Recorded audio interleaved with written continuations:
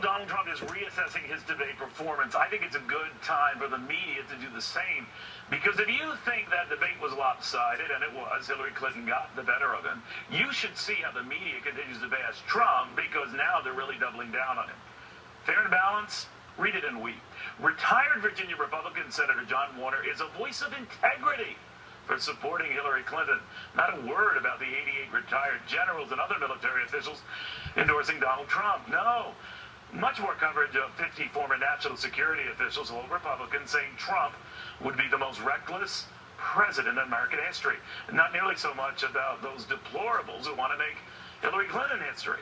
So the New York Times devotes stories to parsing what makes a Trump supporter tick, but nothing about what keeps a Hillary Clinton supporter on board. His fans are crazy, hers are cool.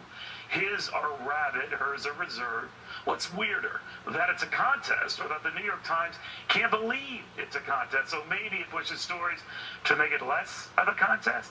So, much discussion about what Trump said about a certain Miss Universe, but nothing about what Hillary Clinton said of countless women who claim affairs with her husband. His family messes, not her family messes. His temper, not hers. His slip-ups, not hers. His lavish lifestyle, not her lavish lifestyle. Much said of how he used bankruptcy to advance his wealth, but not a peep about how she and her husband leveraged public service to advance theirs. Much more interest serving up his insults, but not her server. I heard one former debate moderator, I kid you not, say that no one cares about Hillary Clinton's emails. So if she were the one asking the questions, they wouldn't even come up. Never mind that few polls show much interest in Trump's tax returns. This moderator says she wouldn't let go. Now, you would think someone would do the math and reveal the polls couldn't possibly be this close if it were just angry white men in Trump's corner. Until you dig a little deeper and discover many independents, and particularly young independents, are moving to his side. Now, I do not have a horse in this race. And remember, Donald Trump does not do this show. I'm just reflecting on the media's drive to all but call Donald Trump the horse's ass in this race. Again, don't get me wrong. Donald Trump gives them plenty of material, so the media pounces. But so does Hillary Clinton, and most times the media passes. So fixated on what Trump said years ago as a private citizen musing on current events, not so much on what Hillary Clinton said and did as a U.S. Senator and Secretary of State, influencing those events. That doesn't make her right or her wrong. Just that the media is far more fixated on making him look wrong. And that's not right. To parse what he said years ago about an Iraq war, of which he was at best skeptical, and latch onto those comments because he wasn't unequivocal. I'm not saying he's up on one candidate. Go after both candidates. Go ahead and interrupt Trump 5 times in a debate. Amuse me and try it just once with the other candidate in that debate.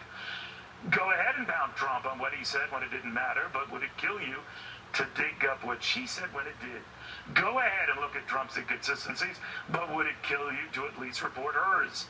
The time she called this big Asian Trans-Pacific Partnership trade deal the gold standard when she wasn't running for president. How does that jive with her ripping that deal now that she is running for president? So go ahead and ask Trump how he is going to pay for all of his tax cuts. But do the math on how the heck Hillary is going to pay for all of her spending with all of those tax hikes. Go ahead and say Trump's going to start a trade war. But do go after his opponent when she brags about her husband's record as president, courtesy of all those trade deals. You either like those deals or you don't. You either accept those consequences or you don't. You could pick and choose your issues, but you can't pick and choose your facts or the time you devote to those facts.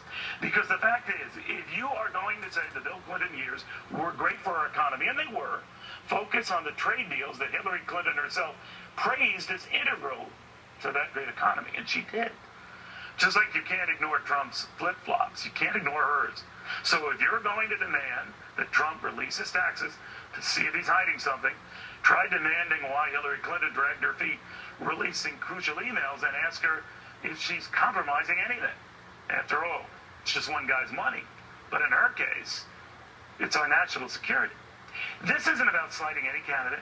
It's about being tough on both candidates. So go ahead and ignore Democratic Congresswoman Sheila Jackson Lee proudly wearing a Hillary campaign button to work. Just keep that in mind when you're taking those rabid Trump supporters to task. Keep mentioning how they're white and uneducated, even though many are not. Keep mentioning how his opponents are a rainbow, even though if that were the case, this race wouldn't be close. Fair and balanced isn't left or right. It's just appreciating when something going on is wrong. When you're so worked up hating a candidate that you can't even see yourself blindly ignoring the ills of the other candidate. Trust me, Hillary Clinton is tough. I've seen it. She could take it. So how about you in the mainstream media appreciate good journalism and just do it?